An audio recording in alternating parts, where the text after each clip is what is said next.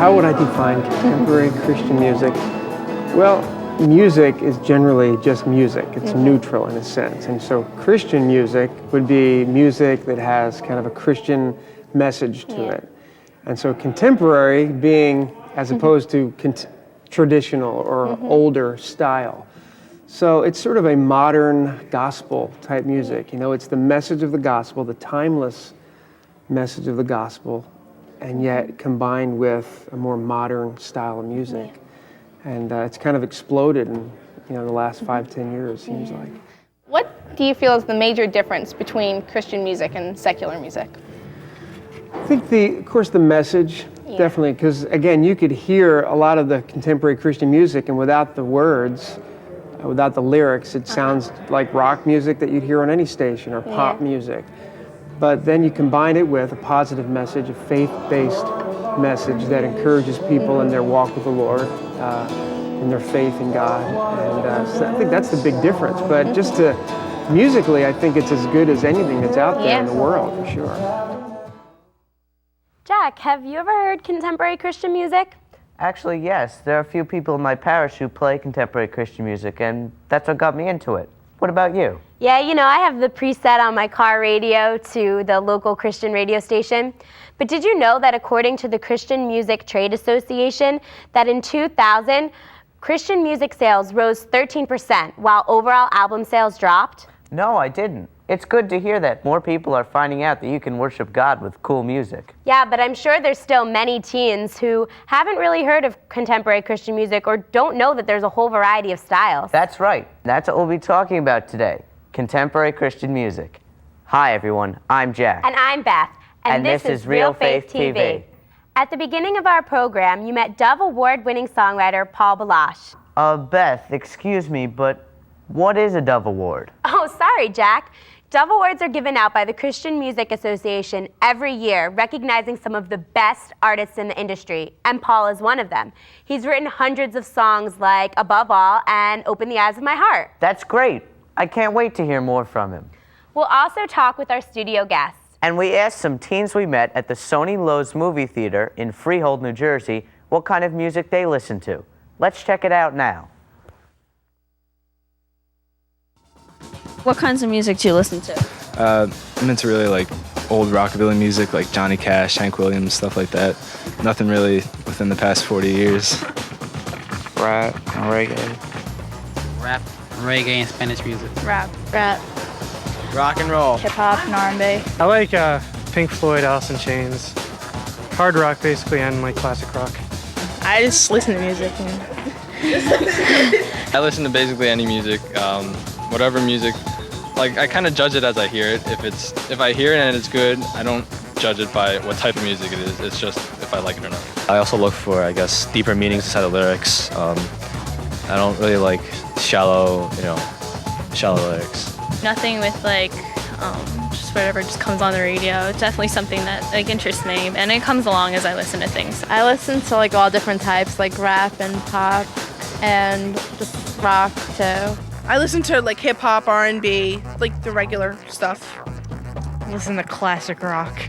Listen to punk, metal, and rap. Mostly rap.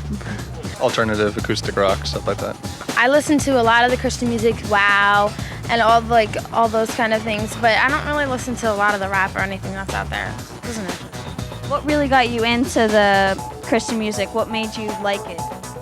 My mom, I don't think, puts on any other station but 99.1. It's never on. So I like it. It's got a nice beat to it, and I like the words a lot. Like, they're not degrading or anything. Anything good besides opera, country, and yodeling. None of that. I can't have that. No. I'm not much into yodeling either. You know, I'm not surprised that the teens liked a lot of different types of music. Yeah, from country to rap and everything in between. Did you know, Jack, that every style of music is represented in contemporary Christian music? The music is same, just the message is different. Yeah, there's something for everybody. Let's meet our guests and find out the styles of music they listen to. They are Marissa, Catherine, Jen, Brandon, Matt, and Cora.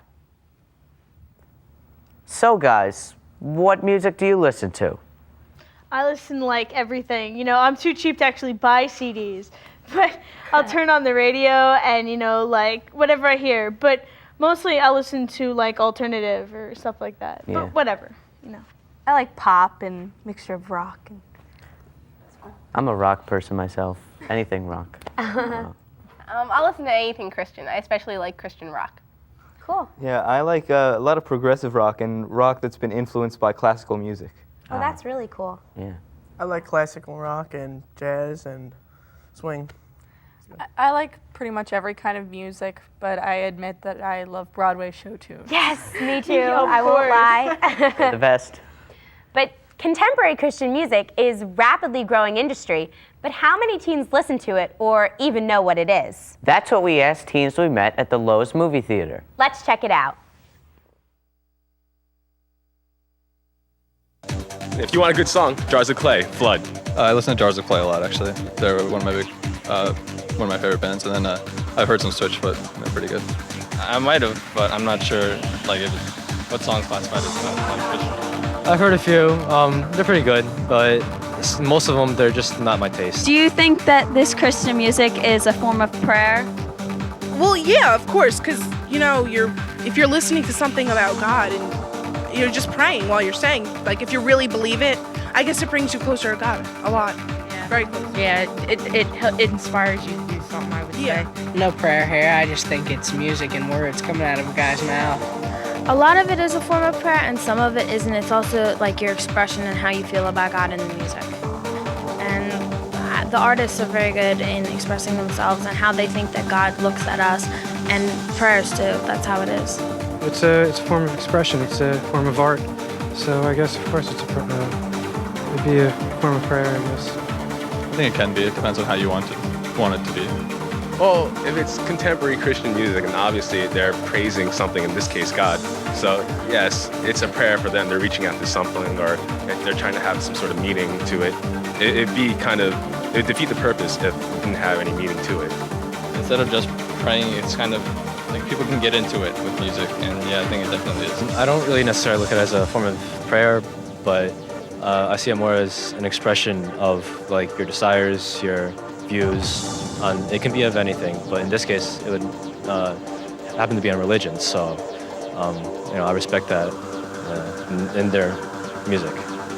Basically, depending on the individual, you can call anything you want prayer, as long as you're paying homage to whatever it is you have faith in, then I guess it's prayer. Okay, so how many of you guys had heard of contemporary Christian music before today? Looks like everybody. So, who's your favorite artist or song? Well, I think POD's Ridiculous is really cool because I like POD and ridiculous is like my word. And the song kind of captures, a lot of emotions and feelings I have. Yeah. So I like it.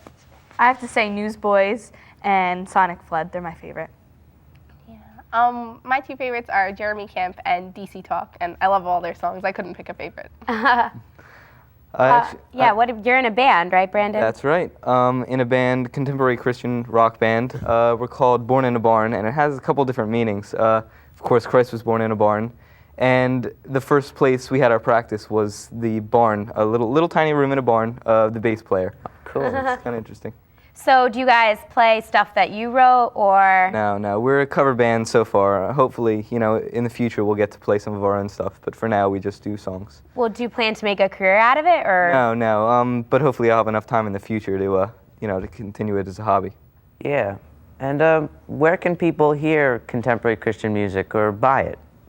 Probably just in a radio store, where you can buy a CD, pick up a CD, just buy it there. Yeah, like most areas have a contemporary Christian radio station. Like we have 99.1 out in New York. Oh, yeah. Yeah.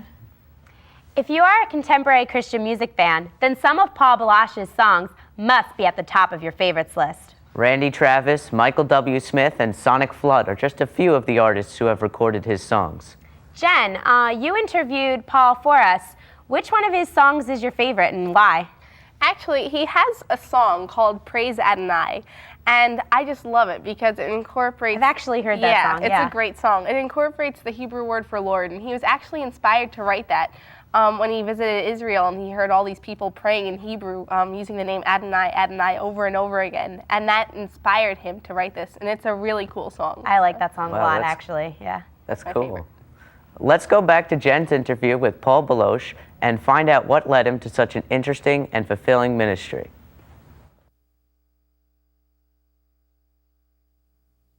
I was sort of led to this kind of ministry. I never would have imagined that I'd be doing this 20 years ago. You know, I didn't really know that this existed, but I knew that I loved music, and I grew up my teenage years playing guitar, playing in bands. And at the time, there wasn't a lot of Christian bands at the time. There wasn't a lot of Christian music, but I also loved God. And I was really curious about the things of God, and I was an altar boy, and you know, and so as I started discovering this style of music at the time it was just an AM station, but now there's a lot of good FM stations, and I was like, wow, this is good music, and it's about God. Man, I'd love to do something like that. And so I went to school in California for music, continued some studies there, and was in various bands, and then over the years it's just been a journey, you know. And now I've just tried to write songs that are like prayer songs that as people sing them, they feel a connection to the Lord, and it's been amazing. I think this music has a very powerful way of affecting our hearts and our emotions. I mean, we all love music, you know. And stores know that. We go into Walmart, you go into any store, you go into the mall, and there's music playing because they know that music makes people feel good. So I think it can really help, this kind of music, help with our faith, is because as we're enjoying the music, the words are going down into our hearts and down in our minds, and it's building our faith, even when we don't realize it. You know, they're scriptures and faith promises and things that we, you know, it just keeps us thinking about God. And there's so many distractions in this world that take our attention away from God. I find this kind of music really helpful in keeping my heart and my mind thinking about it. Wow, it must be an incredible feeling to know that your music is inspiring people to feel good about themselves and grow closer to God. I think it also shows a lot of courage to be a witness like that for all the world to hear. It may not always be the most popular road to take. So is there any particular contemporary Christian song that has inspired you guys or somebody you know or helped you through a difficult time? Well, there was this one time I was at the Catholic rally at the Diocese of Trenton. And what happened was, we're singing Lord, I Lift Your Name on High, and there's this one point where you do Raise the Roof, right? So like in the middle of Mass, on the altar, the bishop gets up and he does Raise the Roof too. It was great. It was like the best thing ever. Everyone's like, yeah! Wow, that's really cool. I know that I was on a retreat last spring, and what the song that was the theme for the retreat was Diving In, and everyone went home singing that song, and it really just pulled everyone together because it really signified what they were trying to get through to you, not to hold back and not to tell yourself you can't do this or because people might think a certain way of you or anything like that.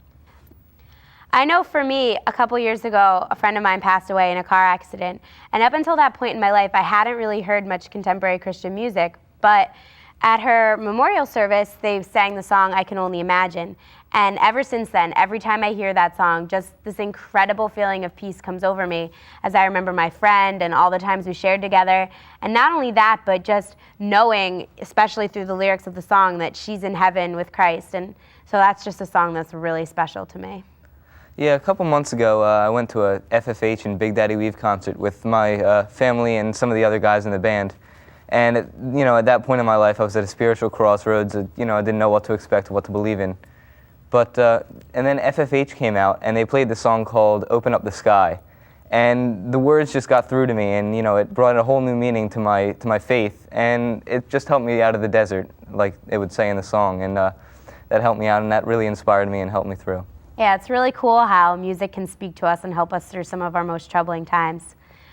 A message in a song can have so much power. A writer will probably never know how many people their song has inspired or helped. It must be a great feeling to find out when even one person was uplifted by a song. Next, Paul Balash tells us how he goes about writing his songs, and he shares a story about how one of his songs carried a family through a difficult time. To me, it's always been like a spiritual exercise. I never decided like, okay, today I'm going to write a song. I just enjoyed noodling around on my guitar, and I always kept a journal. I'd like kind of write prayers out in my journal, or if I was having a bad day, maybe I'd write in there, Lord, you know, today was really tough, and I'm really, and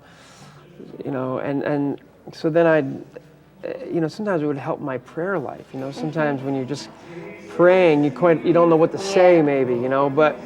Anyway, with an instrument, I felt like I could just take a phrase from my journal and just begin to, just say, open the eyes of my heart, Lord. I want to see you. And just say, Lord, I wish I could see you. I wish I could be more aware of you, What was going on in your life when you wrote that song? I think I felt like I'd been following the Lord for a long time. I'd been going to church for a long time. And felt a little bit, gee, I wish I was deeper in God, or I wish I was, felt closer to God than I am. And I just thought, man, I've heard so many sermons and I've heard so many songs. I just thought, I wish I could just have an experience like Paul when he saw the Lord. Paul, the Apostle Paul, on the road to Damascus. When he was knocked off his horse.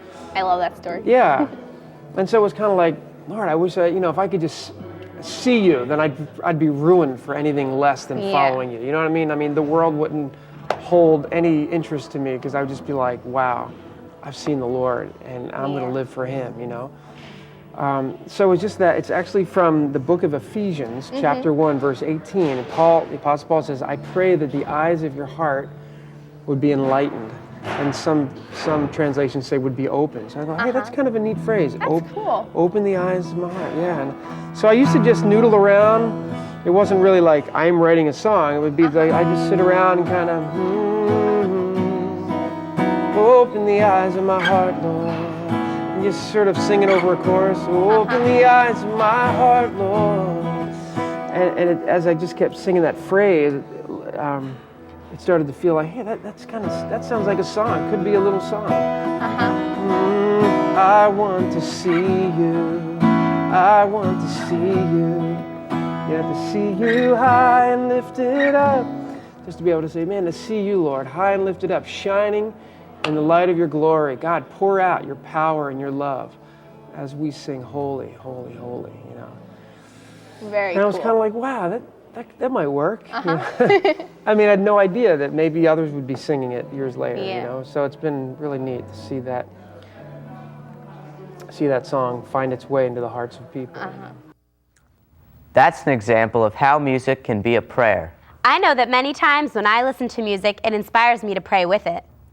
Do any of you feel that music, especially contemporary Christian music, can be a prayer?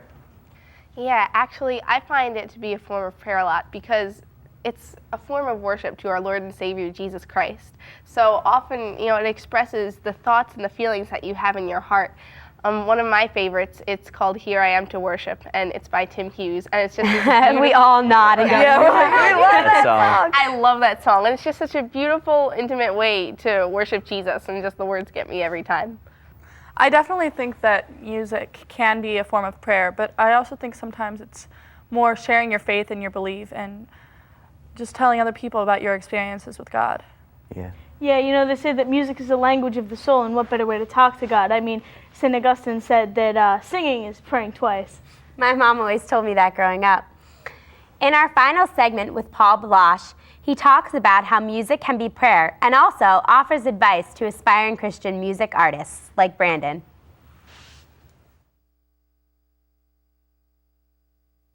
If I had any advice for someone who was musically inclined to this style of music and they're an artist, I would say just continue to do it because you love to do it. Do it because you're passionate about it. Don't worry so much about trying to get a record deal or something.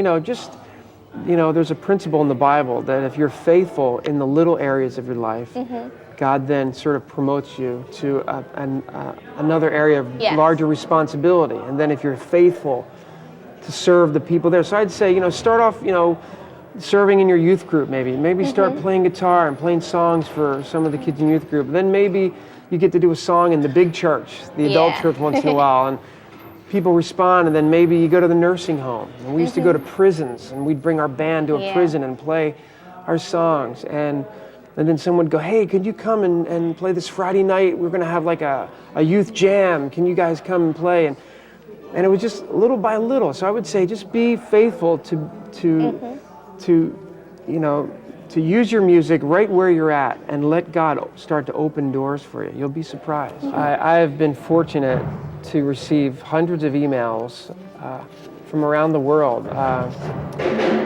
People in India who say, hey, when our church was singing "Open the Eyes of My Heart," we felt like we had a vision of the Lord, and I got healed. As I was singing, I felt like the Lord healed me of certain things. You're just like, wow. The song "Above All," I remember this family. This family, wrote to say their father was passing away. He was an older man, and his favorite song was "Above All," and he was dying of cancer, and he just laid in bed, in the hospital bed, and they'd play that song over and over again, and he ended up passing away as that song was going, and they just wrote me to say, sorry. Okay. Wow.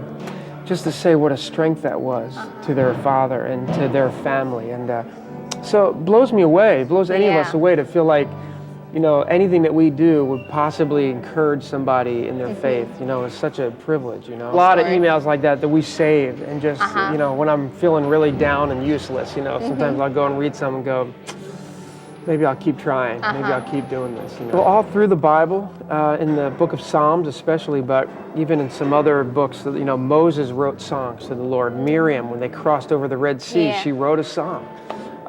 In fact, my wife, a song we'll do tonight, my wife wrote a song, "Rock of Ages," and it's from 1 Samuel chapter 2, verse 2. It says, "There is no rock, there is no God like our God."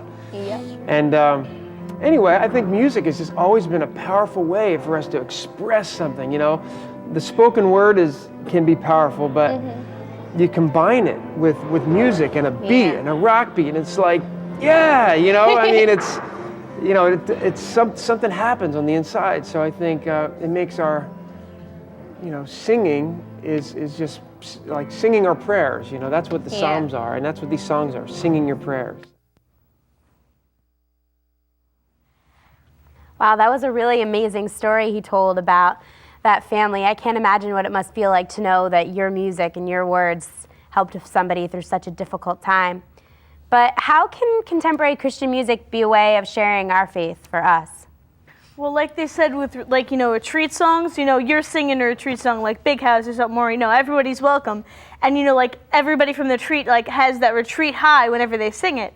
And then when they sing it, other people notice and see that retreat high, that great burst of happy energy, and they're like, wow, where'd you hear that song? It's like, oh, retreat, you want to come to the next one? It's like, sure, why not? So you get people to come in by singing the retreat song. Yeah, that's a really good idea. I know also, I think that the local Christian radio station is a way that we're sharing our faith, maybe without even realizing it. Like I said before, I have it set in my car radio, and I have it on all the time. I don't care who else I'm driving. So my Jewish friend, who she knows all the words and she sings along. Or one time my friend was in my car who's Hindi, and she was like, wow, I really like this song. What is it? And I was like, actually, it's the Christian radio station. And she was like, really? This is really great music. And then, you talk to them about the words, maybe explain it a little, and not even necessarily if I'm trying to sway her from her beliefs, but just share mine with her, have her hear a little bit about what I believe in, hear a little bit about what she believes in. It's a great conversation starter, if nothing else at all. So. Yeah, at our church, we have some people who they always play the contemporary Christian music, Lisa and Anthony Testa, and their brother and sister, and they have a little band, and they play all the songs, some songs that Paul Balash wrote, and really gets people revved up, It's cool. I used to go to a youth group up in Sterling it was really amazing, and they had a really good youth group band that played. And I remember I would bring a lot of my best friends aren't Christian or Catholic. So my best friend in the world is Jewish, and I brought her to a lot of services just because she would be at my house and we wouldn't want her to go home yet. So we'd be like, well, I'm going to church, but you can come with me. And she actually ended up really having a good time at most of the services, and I think that the music played a large part in that because it was something, music is universal, so she could understand it and relate to it better than teachings that she has no idea about. I think even just having the CDs or something like that is a way of sharing it, because I know I keep my CDs in my case and my friends look at it and say, oh, what's this? And you talk to them about the music, so. Yeah, Christian music can be a good way of bringing people together. Many Christian artists truly hope that their music will bring listeners closer to Jesus. Psalm 96 reads, sing to the Lord, bless his name, announce his salvation day after day. Tell God's glory among the nations, among all peoples, God's marvelous deeds. That's what contemporary Christian artists are doing. Yeah, they're bringing Jesus' message of salvation to the world in a contemporary style which many more people can relate to. Do you listen to contemporary Christian music, or do you want to find out more about it? Log on to our website. The address is www.realfaithtv.com. Or you can contact us by phone at 609-406-7402. And one last thought. Contemporary Christian music reinforces positive values and encourages us to have a healthy self-image. Most teens who listen to contemporary Christian music say that it is a source of encouragement for them to choose high moral standards and help them do what is right. This music is capable of inspiring hope even during uncertain times. Thanks for watching. We'll see you next time on Real Faith TV. God bless.